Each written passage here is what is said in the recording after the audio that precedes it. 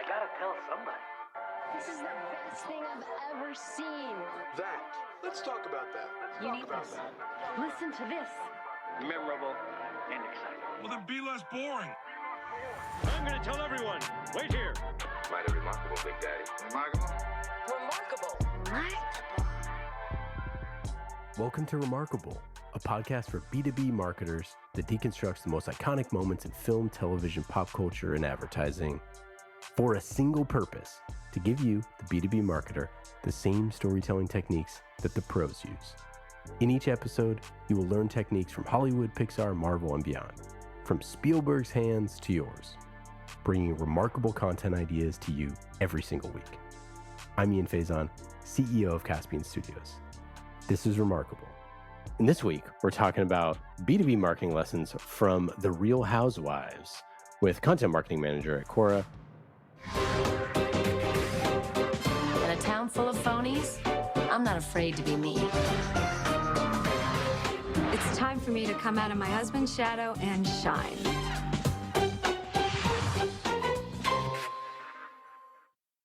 Shelagh Dolan. Shelagh, how are you? Hi, I'm great. Happy to be here. Excited to have you on the show. We're going to talk Quora for Business later on in the episode, which is really exciting, and all the cool stuff going on there. We've advertised on Quora in the past, and it's pretty rad. So we're going to talk all about that. But first, why the heck did you choose Real Housewives to talk about today? So I've been a Real Housewives fan for maybe 5 or 6 years now, but I think it's just the perfect show to get into at any point because there's a million seasons and a million episodes.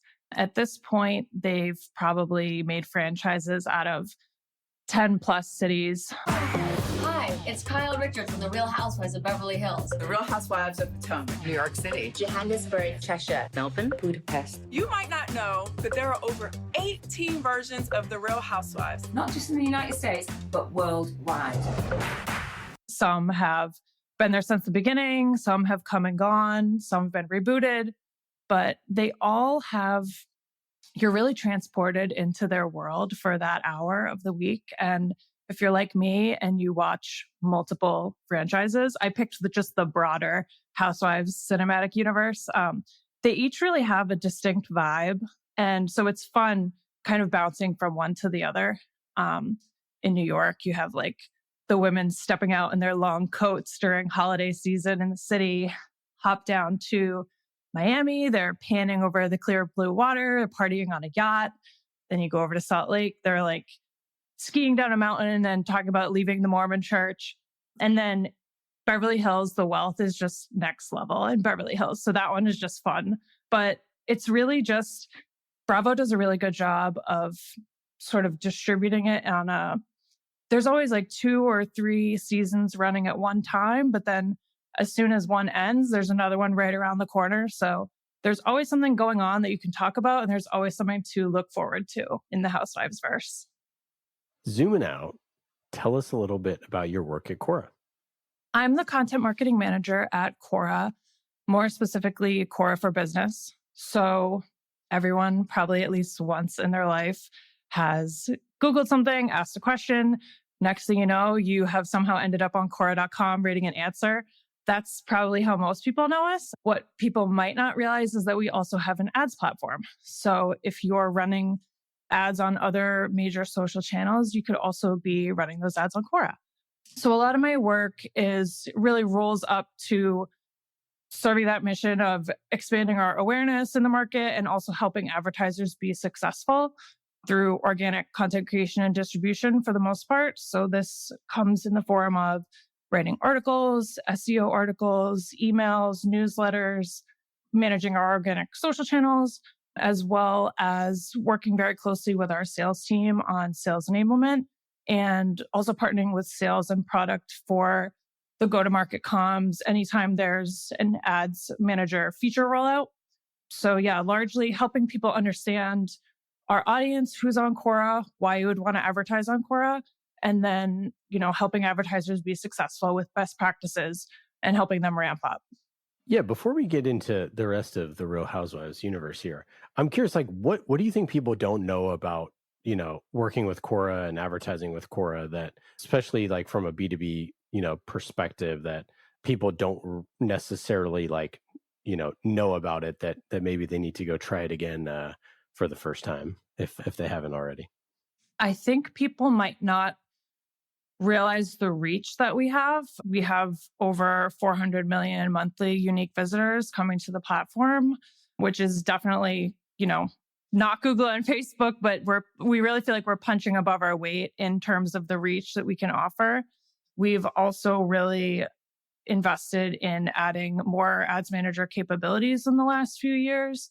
But I would say what differentiates us is that high intent audience. People are on the platform, not necessarily to scroll through a feed looking, what their friends are up to, but they're actively researching information and looking for solutions. So we can really kind of align your brand's message through. We have a range of, depending on how granular you want to go with your targeting, very highly contextually relevant, what questions they're asking, what answers they're reading, as well as just broad targeting our massive global audience. So yeah, that was always the thing for me when we would use Quora for ads or using the ads platform. Why I was so excited to chat with you today and about Real Housewives, which we'll get into in a second. But just like the idea that, people are coming there for answers, and that there's so many things that are like hyper contextually relevant. And like, what a better place to be advertising than when someone is asking a question or looking for the answers to a question that was already asked. Yeah. And we like to kind of talk about, you can really target people at all levels of the funnel, depending on what types of questions they're asking. Like, one example would just be a language learning app. You can, get in front of people who are even just considering, should I learn a language? Maybe they're traveling somewhere, and then all the way down to the final kind of decision making of which app should I subscribe to, and everywhere in between. Yeah. And we'll get way more into how you think about getting Quora's message out via content and beyond later on in the episode. Meredith, tell us a little bit about the Real Housewives. Sure. So to add to what Shelagh had mentioned before, Real Housewives, it's a reality TV show, and it's about the lives of these, sort of the day-to-day lives of these affluent women. To a certain group of people in New York, status is everything. I never feel guilty about being privileged. New York City is my playground. I run with a fabulous circle of people. And it usually centers around a specific city. So like we mentioned, Real Housewives of Beverly Hills, Real Housewives of DC. There are 11 US-based versions, and there are like over 20 international versions now. But the original one was Real Housewives of Orange County, and that originally aired in 2006.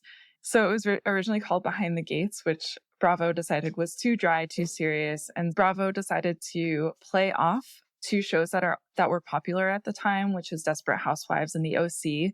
And so they decided to call it The Real Housewives of Orange County. In Orange County, I call the shots, and it's always tequila. I live my life in HD, sharp, bright, and more focused than ever. If you want to waste my time, at least hand me a taco. And so they thought it was like much more descriptive, and it also plays off of names or associations that viewers would know and love already. So that's sort of a little bit about the name. But the whole idea, and like this for me is like the appeal, is like you get this inside view, like Shelagh, you were mentioning, of what it would be like to live in a community where the houses are worth, millions of dollars. You don't necessarily have to work.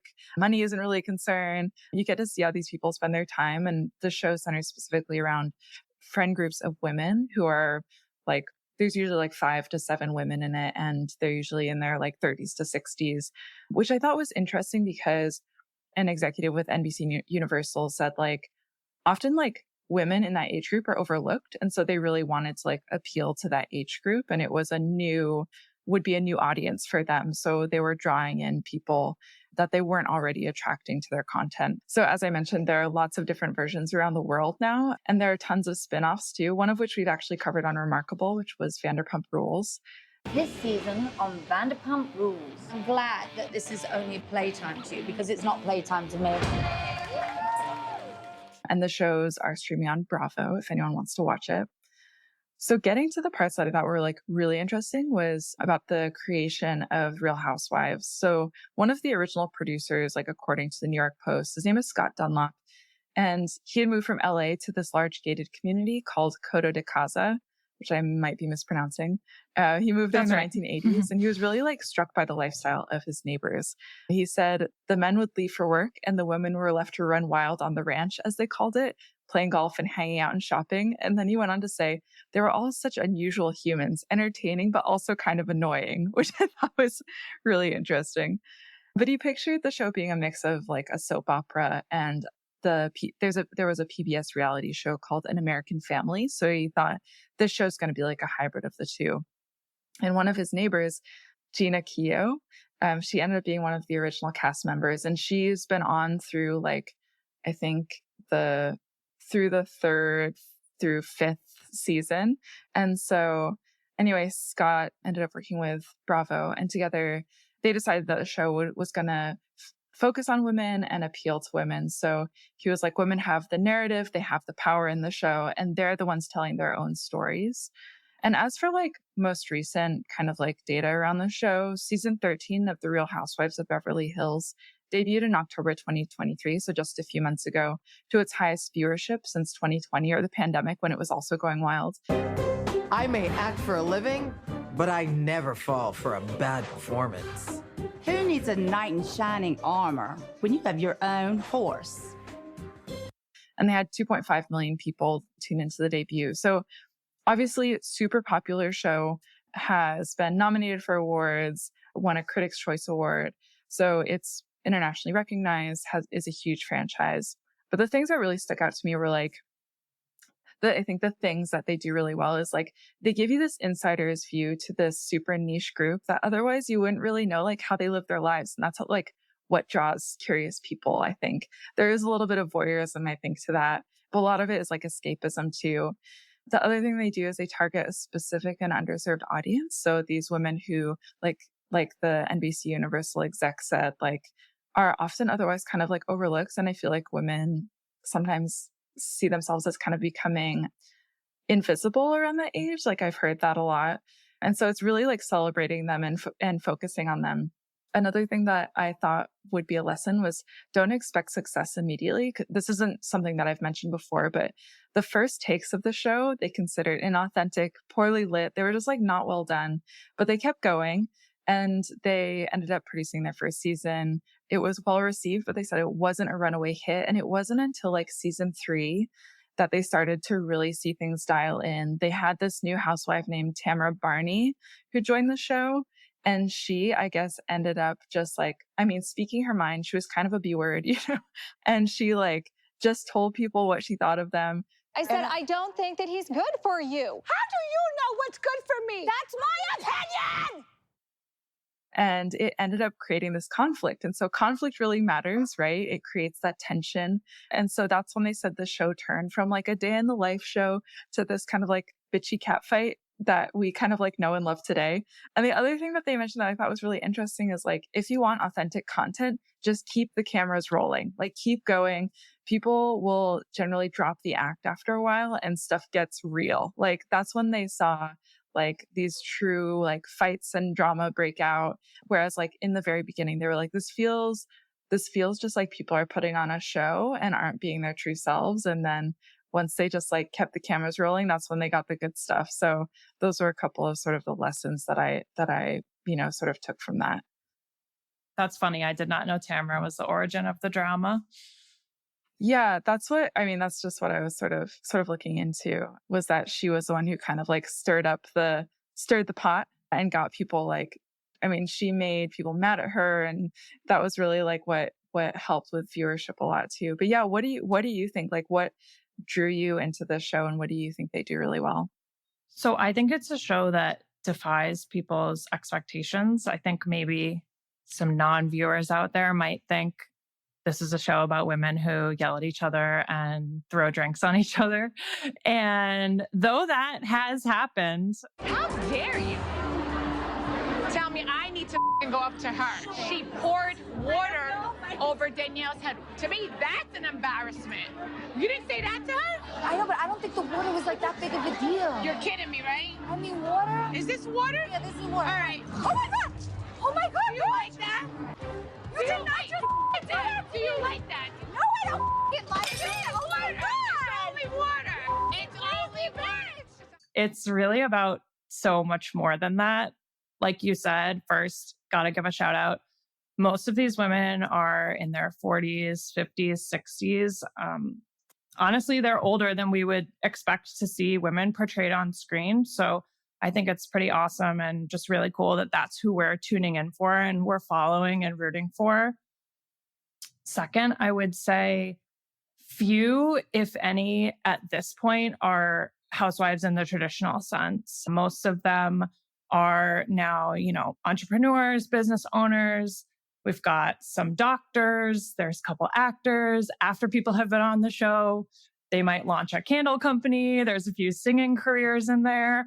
So it really is about balancing family, work, and navigating these adult female friendships. Your husband's in the pool. What? Who threw my husband in the pool? Me and my husband. Oh, low class. My God. Threw my husband in the pool? You want to hang out with that guy? I'm telling you, they're f***ed up. I feel like the show is most successful when these women are just being themselves. Every season, they show the group scenes, the parties, the dinners, but it also follows every cast member individually, and each person has their own arc that we're following in addition to when the group is all brought together. And I think that is when the show is most successful, is when they're really putting it out there. And some of these women, like Tamara, who have been on the show for years, we've really seen it all. You see these people get married, have kids, raise their families, get divorced, lose parents, like things. They're really open and honest about their lives. And I would say that like when they're being most vulnerable, that's when it's at its best. Like just off the top of my head, some of the things that have come up on the show is, difficult issues like infertility, raising an LGBTQ child, having a partner with an illness, things that millions of people face. And I think it can be really powerful to see that portrayed on screen, particularly from women who quote unquote have it all.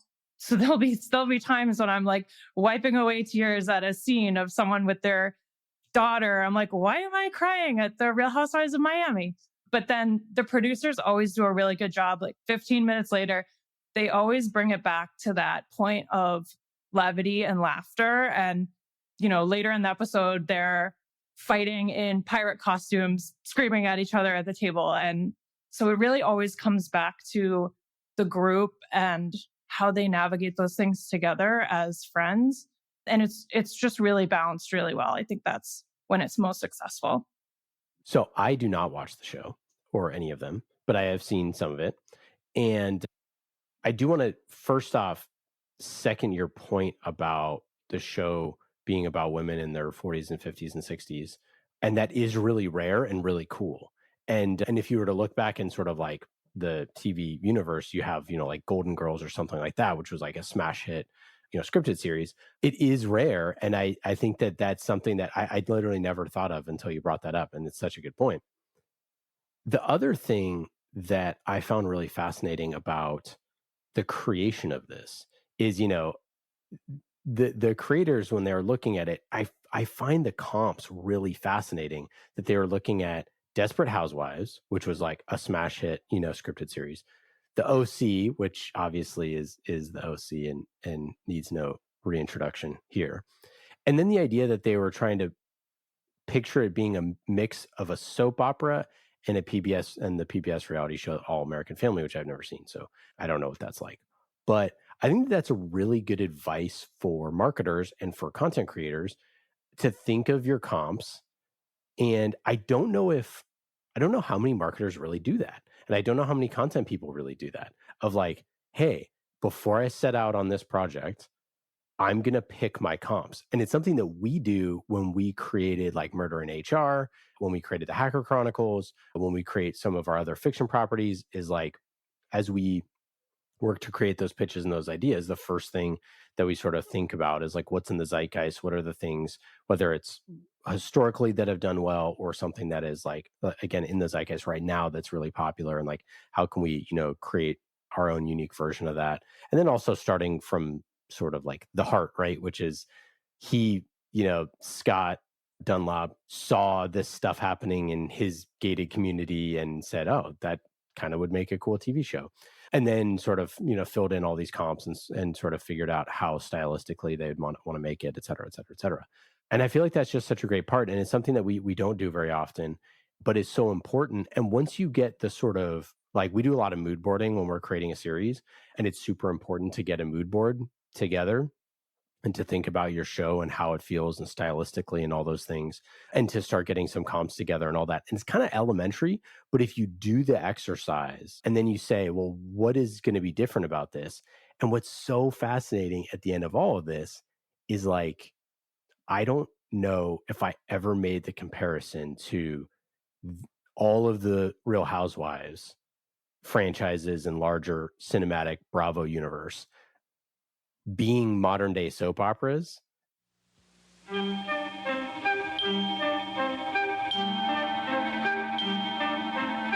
Like sands through the hourglass, so are the days of our lives. If no one can behave themselves, then you all go home. I give you permission. All go home. Because I decorated, I cooked. This is MacDonald Carey, and these are the days of our lives.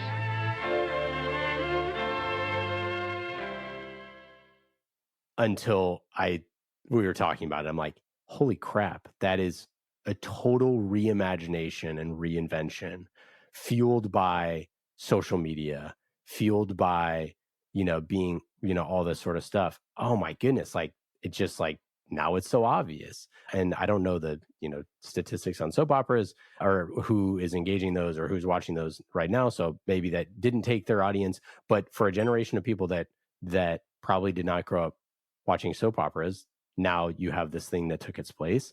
That's just so fascinating to me. I feel like you can tell too, the best housewives, they're thinking about it, or if they're trying out a new housewife, sometimes they'll bring someone in just as they call it a friend. They'll say friend of so-and-so. And that's what they put in the lower thirds where they put everyone's name. And like, if you're a friend and you're making it to the dinner scene, you're kind of expected, like, you got to start some drama. You got to, create the plot, like move the plot forward. And I feel like these women are thinking about that. And it's just funny, like things that will happen during the show. So be cool. Don't be all like uncool. Why? Okay. Or even like someone live tweeting or posting or something while the show is airing, it gets brought up during the reunion and creates, more plot. And then now there's a conflict that's carrying into the next season. So it's just funny because I feel like they're thinking about that while they're on screen. And that's kind of what makes it successful. You never know how much is producers, how much is the people, the women who are doing it. You never know like what is planned versus not planned versus, whatever. What I find interesting is that nobody cares. Like, you don't, right? Like, that's it's something good TV. Yeah, right? Like yeah. That's something that it's like to make a comparison to a very male-dominated thing, sort of like WWE wrestling, right? Where it's like, yes, it's like, to the outsider, where you're like, well, that's not real. And then the person who is a fan is like, A, I don't care. B, that's not why I'm watching it. Like, so you don't even understand what you're even watching there. And like, someone falling off a ladder at 20 feet in the air, like, that is real. Physics is real. So, in certain parts of the scripting. So I think it's interesting that like a critique of the show that you might be able to make if you're not a fan of it is like, well, that is scripted or that is whatever. And that's something that like does not matter at all to the fans of the show. Yeah. To me, Housewives is real. Do they get scripts? I don't know. Do producers maybe tell them, hey, you should confront so-and-so at this dinner? Maybe, but it makes excellent TV. I think it's a great lesson in content distribution. If you think of one individual franchise, just say Beverly Hills, because it's airing right now, as kind of like a cornerstone piece of content, you have the show itself. People are tuning in once a week. Then you have, I don't know if it's 3 or 4, but 3 or 4 nights a week, Andy Cohen is doing Watch What Happens Live. I want to play a little game because collectively my guests have spent decades upon decades filming The Real Housewives. But now that we've had drink upon drink, it's time for them to spill the cider. I want to play Every Time a Bell Rings, a housewife gets her wig. Where he's hosting other people from the broader Bravoverse, but very often it's heavily housewives, where now they're discussing the episode that just happened or the latest drama or what's going on. Then on top of that, each cast member is their own brand ambassador. Every day that their show airs, it's probably in their contract somewhere, they do a social media post about it, reminding people to watch. They're also often live posting during the show or maybe reacting to things that they haven't seen yet from other people's confessionals. Then on top of that, you combine that with the multitude of podcasts, blogs, meme accounts dedicated to recapping these episodes and like talking about the funniest moments. Hello. Hi, everyone. It's Danielle Schneider. I'm Casey Wilson. Welcome to Bitch Sesh bonus content. Danielle. We wanted to get into some nitty-gritty housewives stuff. The stuff that we haven't really been able to do on the actual podcast. It's really just like a content machine and it just keeps on giving. So I think it's just a really good lesson in all the different ways that you can slice and keep using the same content. Yeah. And it sounds like people are making their own like memes and stuff too with the characters and like specific scenes from the show. Is that true? Totally. Or like there'll be something that in the moment, it's not funny or it's kind of cringy or people are in an argument about something. But then, like, for example, there were a few blowouts in Salt Lake. This, I don't know if you've heard, it had one of the most explosive finales probably in Housewives history with the reveal that came at the end. And I know who you really are. Who you really are. There was a few times when, people are yelling stuff and it got remixed into like a club remix, like the lines that the person was yelling. And the housewife like reposted it on her Instagram story of like the club version of it.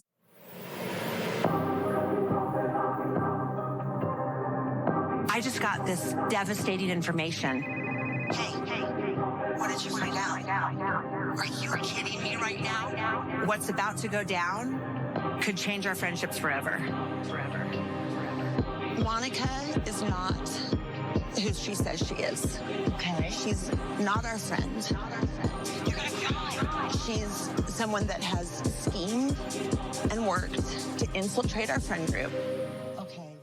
So it's just funny, like they'll, even if it's unintentional, of course, like if you've ever, like you've probably seen a reaction gif of like Nene Leakes from Atlanta. Like everyone has seen one. Maybe you just don't know it yet. But even things that are unintentional, they kind of reclaim it and it becomes part of their brand and their persona. I feel like if you're one of the Real Housewives, you have to be so open to just like, you're going to be made into all of these memes and like have a sense of humor about it and be like, okay, I'm going to claim this for myself too. I would say like for the most part, everyone takes it in stride. Even like some of the confrontations that happen on the show, they're always like, I swear the most recurring line of any of them is, how do we move forward? They're always talking about moving forward. They'll say the craziest things to each other and then they move forward. So they kind of know we signed up to be on the show. People are going to talk about it. People are going to have an opinion on what to say. But I think that's another thing that has made some of the most successful housewives. There have been, times when maybe I wouldn't want to be friends with someone, or I'm like, you probably shouldn't have said that to that person, but they apologize, they move forward, like they own it, that's who they are. And all right, I would like to say something. Hello, everyone. I just wanted to apologize to the group about my, actions yesterday. That's normally not how I act. I might feel one way about someone in season 1, and by like season 3 or 4, my opinion has totally changed because they're like a 3-dimensional person who is being themselves. That's super cool. Yeah, I love the like change of heart where it's like you kind of get won over by somebody, and it might be that they are kind of cutthroat, but that they're real, Mm-hmm. And fans will kind of say that, like, I don't know, on social media or on blogs or podcasts or whatnot, someone might say, oh, so-and-so's not having a good season. And maybe they're going through something and they're like lashing out at people, or they're not being open, and you can kind of tell maybe there's something going on. But, the next season they're having a redemption arc, like someone that was maybe doing something I didn't agree with last season. Now I'm like fully there to support. So it really, your opinion can change. Yeah. That's super cool. I feel like the distribution is the biggest. A lot can be said of, like Meredith was saying before, I actually did not know that it took until 3 seasons to kind of take off. So trusting that you're onto something good, and, we can all rely on data, but sometimes you got to rely on vibes, and just believing that what you're working on is going to be worthwhile while testing at the same time. They're always bringing in and out new women, trying different things. So a combination of both really has what's led to the expansion and the success, I think. Yeah, I think we just see, Hollywood is riddled with so many projects that were killed, after 1 or 2 seasons or whatever it is, that go on to be, hugely successful, some of the most famous shows of all time. You look at like Arrested Development got canceled, or like I think Family Guy's gotten canceled, like I don't even know how 3 or 4 times. It's like you look at so many shows that got canceled. And I think that like we as content creators, we get super upset. Like we've had shows that got canceled at Caspian where the person is like devastated and they're like, I can't believe our CFO would axe this. Like, this is working. We see results. We're seeing this. And so that stuff is like hard to deal with, obviously. But I think that like if you know in your heart that this thing needs to exist or should exist, or the way that you're approaching it is unique and interesting, like you do have to go off of gut, because like we are people and we are humans. And if you think it's good, it doesn't matter what the topic is. Like I can watch an episode of Real Housewives and it's not my favorite show, and I can tell like, oh, this is extremely well made and well done, and you can see why people would love it, right? In the same way that I could watch WrestleMania and be like, I totally understand why people love this.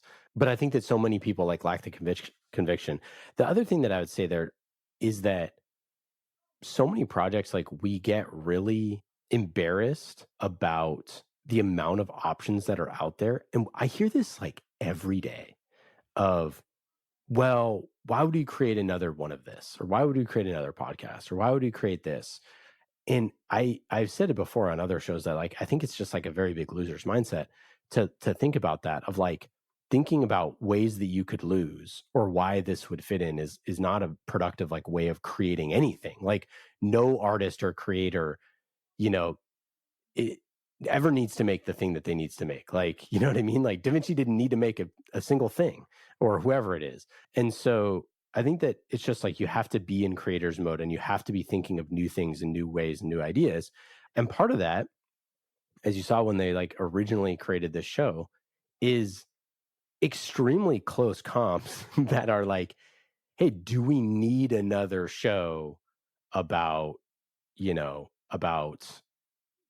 Orange County, right? Like they could have said that, or they could have said like, do we need another show, about housewives, literally with housewives in the title, but they didn't do that. And then you could ask yourself, like, do we need another housewives show altogether, of like, do we need to move into these other cities, or how many of these need to do, or do we need 13 seasons of Real Housewives? And so I think that there's just so much to take away from the longevity and the commitment that Bravo has made to these series, to all these women.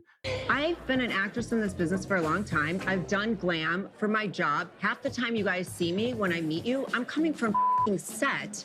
I am Denise Richards Kyle. I don't think these bitches know. I've been on like every magazine cover you can possibly imagine that they would want to be on. To seeing the demand for this and meeting it in different and new ways and innovating on that stuff. Like you said, bringing in new people, having people leave, creating spinoffs, create all of that. And you can tell that the executives there truly believe that this type of stuff needs to exist and should exist and entertains an audience beyond just the single property, beyond just like, hey, this one thing. Like they could have stopped at 5 seasons and never made any of this other stuff. But they saw that there was a massive demand for it, and they were right over and over and over and over and over again, with some losses along the way for sure. But I just think that that's like really commendable because it's hard to do that. Andy Cohen has been pretty transparent about it. I need to read his book, but I know it's like mentioned in his book. Like there'll be people who are on the show for many years, but they'll have the hard conversations if viewership's falling off, or they definitely monitor qualitatively the social media discussions happening around individuals as well as seasons overall.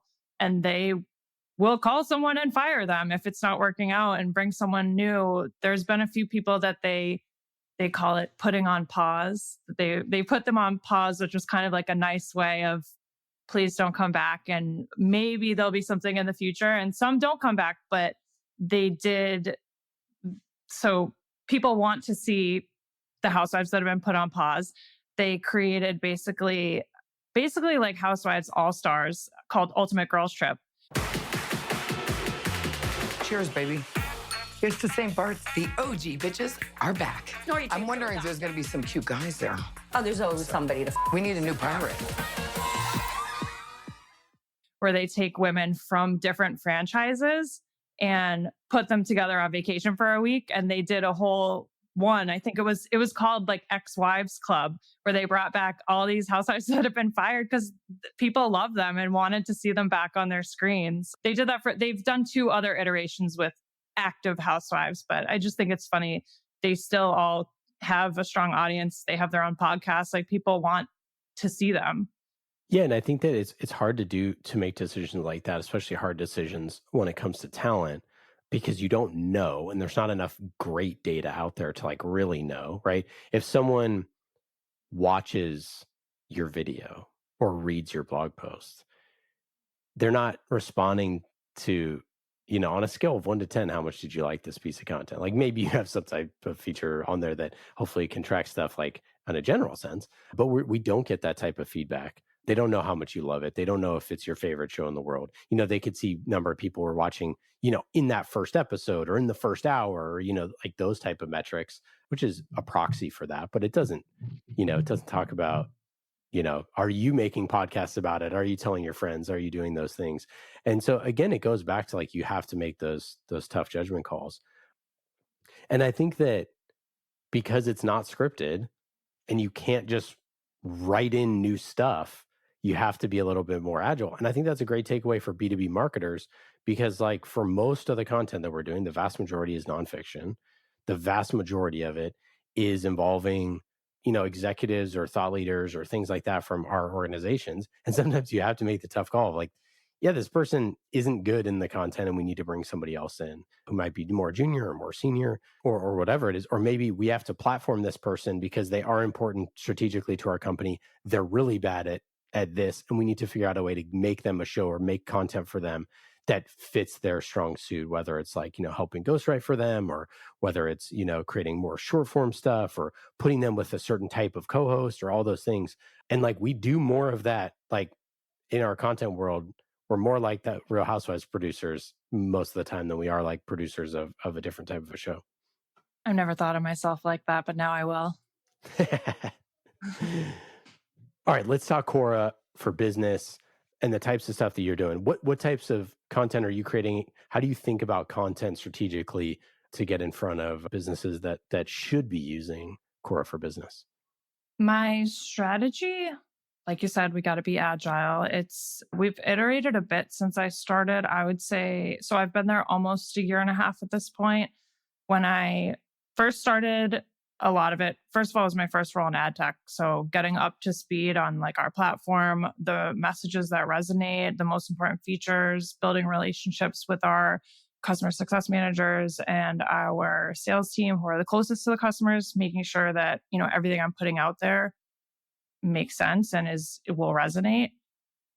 We were also going through a little bit of a rebrand at that time. So some of the early projects was really like ensuring branding consistency and a uniform experience for advertisers. 2023, we could say it was a tough year. It was a tough year for everyone, but definitely for advertisers, I would say. So we were a little bit limited and just in terms of, a lot of it was focusing on let's retain advertisers that we have without necessarily having a ton of frivolous budget ourselves to try crazy stuff. So I tried to use that as an opportunity to really focus on some of the foundational pieces that I thought were maybe missing. And I don't know if you follow Emily Kramer from Market One. She talks about random acts of marketing, which I think is funny. And I was like, Emily's the OG. I absolutely love Emily. She's awesome. I've never met her personally, but I follow her newsletter and podcasts, etc. But I was like, I'm doing that. I'm doing random acts of marketing, and let's see how we can kind of get this more structured. So really bringing order to processes and following kind of like how the Housewives have a recurring schedule. Like, let's get these cornerstone pieces of content, like identify what they are and put them to a timeline of like, we're a small team, so we need to be able to allocate resources in the most efficient way. So when we're updating things, when we should work on, this versus that. So basically 2023, I was trying to put a lot of those pieces in place in the form of foundational pieces for SEO, establishing with our sales and customer success what are the most needed kind of sales enablement, onboarding materials, how can we scale outreach, double down on what's working. And so I'm really excited now, new year, new us, 2024. And I'm really excited to build out the flywheel of distribution and really get it going and trying new formats that maybe we don't have a ton of right now. I'd love to be doing more video and just testing out different paid distribution channels that we didn't really have the flexibility to try. Yeah, I love that. It definitely was a hard year for everyone. And obviously, money is tight for a lot of companies, and figuring out how to advertise and where paid has impact there. And I think that, it feels like, headwinds are changing a little bit, and 2024 should be a little bit different here. And people are going to be a little bit more, adventurous with their dollars, and which is obviously exciting. How do you think about like small company versus big company? Because I know like any size company could work with Quora for Business, could advertise there. But how do you think about creating for small versus big? That's something we're sort of discussing internally. We try to service both. You could go on there right now and create an account. And really there aren't many differences. It would be whether or not you have a customer success manager assigned to your account. Maybe it's a little bit more high touch, building media plans for those bigger brands. But the core functionality is the same in terms of like themes of content. We really do try to showcase that audience. And that's something I've been working sort of implementing our SEO strategy is letting people know the types of people that are on Quora. I think we've all been on Quora, but letting brands know your audience is on Quora. You just might not know it yet. People are talking about hundreds of thousands of different topics. And so I really have been trying to spotlight who our audience is and why you would want to get in front of them. Just like every other social platform that comes to mind, there's people just like you and me on Quora, and it's a great audience for any industry. Yeah, it's funny. Like I know that to me that's like obvious. What's it's funny. It's like it's so obvious to me that like our prospects are going to be on Quora. Like you said, it's, 400 million people. Like there's like monthly, like there's a massive number of people that are on there. So I think that makes so much sense. And, it's something that when we chatted, I literally hit up our marketing person. I'm like, hey, have we thought about using Quora in a while? Like, I know this is something we did a long time ago. There's just so much broadly going on in marketing at any different time. And like breaking through the noise of that to be like, hey, why should we try this thing versus whatever? Like how could you not want to just take 10% of your whatever Meta and Facebook and Google spend and just spend it on Quora this year and see how it goes, right? If you haven't done it in a couple of years, like how could you not want to do that? Why not? Right? I think it's something that from a content perspective, if you're a content person, which majority of our listeners and we think about, that this is a place where people are asking and answering questions, which is inherently what content is. Like you should be using it for your own content to see what questions people are asking and creating content off of that. And you should be putting your ads in places where people are asking those type of questions. So yeah, I don't know. I mean, I think it's just something that sometimes you just need a shot in the arm. Totally agree. Even if, someone's not necessarily ready to allocate budget to it, there really is a ton of organic marketing you could do on Quora just by going on, creating a profile. You could create a business profile. You can create a profile as the CEO of a company. You can leverage influencers, even just asking and answering your own questions on there, whether or not you're running paid ads, or even just using it as an idea bank for what types of questions are people asking about our service and kind of how can I get in there. It's like there's active conversations already happening. So why wouldn't you go in and, position yourself as a thought leader? I love it. How do you think about like the ROI of the content that you're working on and how it kind of broadly fits into your overall marketing goals? It's hard. Of course, we have, KPIs. For content specifically, I'm always trying to, the pieces that I'm working on always roll up to maybe broader goals of driving and growing our website traffic, improving metrics like that for social distribution. I work closely with our marketing ops and sales ops person to track things as best we can, but every marketer knows sometimes like things just, you can't always know everything. So what I always try to do just qualitatively or more anecdotally is make myself available and like ready to help the ROI driving members of the team. I really go out of my way, especially in a remote first company, to build relationships with our sales and customer success reps, whether that's scheduling one-on-one meetings with people just to like intro and have some, brainstorming or strategy sessions, but, sharing things, sharing updates or wins in Slack channels or through email or attending cross-functional meetings. I really try to kind of drive home the idea that I'm there and the broader marketing team is there to partner with you. Yes, there's projects or content pieces that I want to work on this quarter, but really, I want to help the team win and I want to help them scale their wins. I'll maybe ask, what I'm very open to feedback. I'll always have people review messaging, make sure I don't want us to put something out there that's not going to be helpful. And I don't want them to view it as we're sort of siloed doing our own projects. Just as one example, not too long ago, one of our reps who I've built a good rapport with since I started reached out to me a little before the holidays that they had an unexpected kind of last minute meeting come up with a client that basically an opportunity to pitch like a media plan for 2024. And, if it went well, it would pretty much lead to immediate revenue. So even though I was working on my SEO article, I kind of backburnered that. That was a more longer term thing. And we're lucky we're a small team that we could do that easily without necessarily going through all the approvals or like red tape of a larger organization. They could just reach out to me directly, but we pulled in our designer. We spent about a week totally customizing the deck.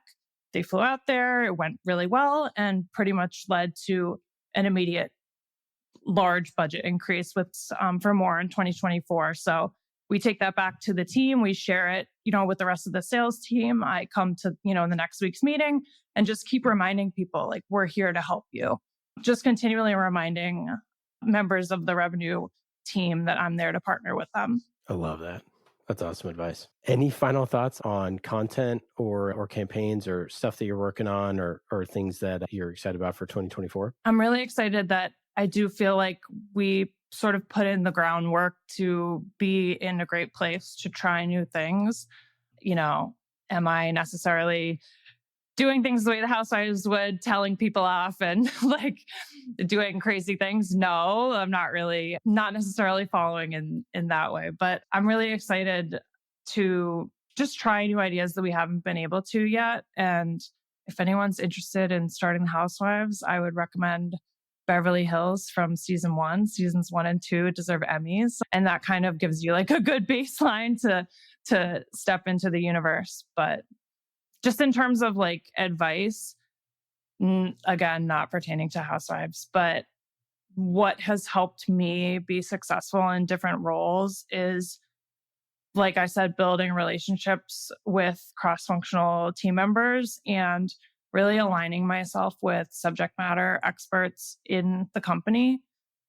Before, like I said, this was my first role in ad tech. So really getting up to speed on the market and what matters most, and building good relationships with, our customer success reps who talk to our clients every day. Prior to that, I was at eMarketer, which is, marketers probably have seen eMarketer charts, like ad spend forecasting, like aligning myself with the analysts and always having like a second set of eyes on things. And even before that, one of my first marketing jobs was a digital marketing agency for industrial and manufacturing clients. So I was like writing blogs about reciprocating pump valves and CNC metal stamping machines. Like, I did not go in there knowing about that, but just like humbling myself, getting to know the engineers, being extremely open to feedback has really helped me kind of like be able to create content that resonates in different industries. Love that. Shelagh, This has been wonderful chatting with you. Our listeners, you should go check out businesstalkquora.com. Thanks you guys again. So much for having me. Yeah, thanks so much for joining, and we'll talk soon. Okay, I'm going. I waited half an hour for you guys. I'm out of here. Well, that's it for today. I hope you got some good ideas for your B2B content. Thank you for listening to Remarkable. I'm Ian Faison, CEO of Caspian Studios. Remarkable is created by the team at Caspian Studios, B2B podcast as a service. Caspian also creates fiction series for B2B companies, so if you want a business thriller, you can learn more at caspianstudios.com. Hollywood-style storytelling for B2B. And in today's episode, you heard from myself, Ian Faison, and Meredith O'Neill, senior producer here at Caspian Studios. Remarkable was produced this week by Meredith O'Neill, mixed by Scott Goodrich, and our theme song is Solomon by Falak. Be remarkable and rise above the noise.